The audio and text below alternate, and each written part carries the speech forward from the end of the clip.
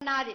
కానీ ఒక్కటి మాత్రం గుర్తించుకోండి, మీరు రాబోయే రోజుల్లో మహమ్మారి కూడా వెంటాడుతుంది. మీరు మాత్రం జాగ్రత్తగా ఉండండి. మీరు పాటించవలసినవి పాటించండి. అగ్ని ప్రమాదాలు కూడా జరుగుతాయి. వీటి గురించి కూడా తప్పనిసరిగా ముందే హెచ్చరిస్తున్నా నేను. తప్పకుండా తల్లి. అదే విధంగా పోయిన సంవత్సరం నువ్వు చెక్కినట్టుగా వర్షాలు చాలా చక్కగా కొడతాయి. కాడికొండలు సస్యవృద్ధి చాలా బాగుంటుంది అని తెలియజేశావు. ఈ సంవత్సరం రాబోయే సంవత్సరంలో ఎంత ఆనందంగా ఉంటుంది, ఆనందంగా ఉండడానికి నువ్వు ఏం ఆశీర్వదిస్తావు తల్లి? ఈ ఏడు వర్షాలు తప్పగా కురుస్తాయి. పాడి పంటలు కూడా సమృద్ధిలా ఉండే చూసే భారం నాది. మీరు మాత్రం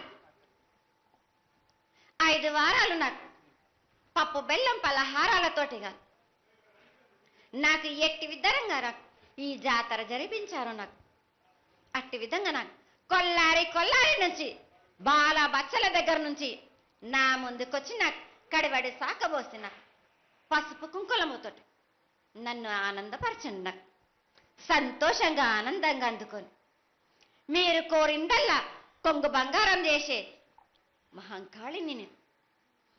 అమ్మా, నువ్వు ఆ ఈశ్వరుడికి చెంగడి నీళ్ళు ఎంత సంతోషమో ఆ విధంగా సంతోషమైనటువంటి తల్లివి కాబట్టి నీకు ప్రతి ఒక్క ఇంటి నుంచి శాఖలు సమర్పించడం ఎంత గొప్ప విశేషం తల్లి. నిరాడంబరతకి ఇది నీ యొక్క గొప్పతనం తల్లి. నువ్వు కేవలం ఇంత తీయటి భోజనం పెట్టి ఒక చెంగుడు శాఖకు వస్తే ఆనందించి రోగాలని వ్యాధులని అన్నింటినీ కాపాడుతావు కాబట్టే నీకు సేవ చేసుకుంటున్నాను తల్లి. నీ పూజలన్నీ తప్పకుండా చేయిస్తాం. అదేవిధంగా ఈ అకాల మరణాలని ఆపడానికి ఏదన్నా ఆనందమైనటువంటి విషయం తెక్కు తల్లి. తప్పనిసరిగా చెప్తా.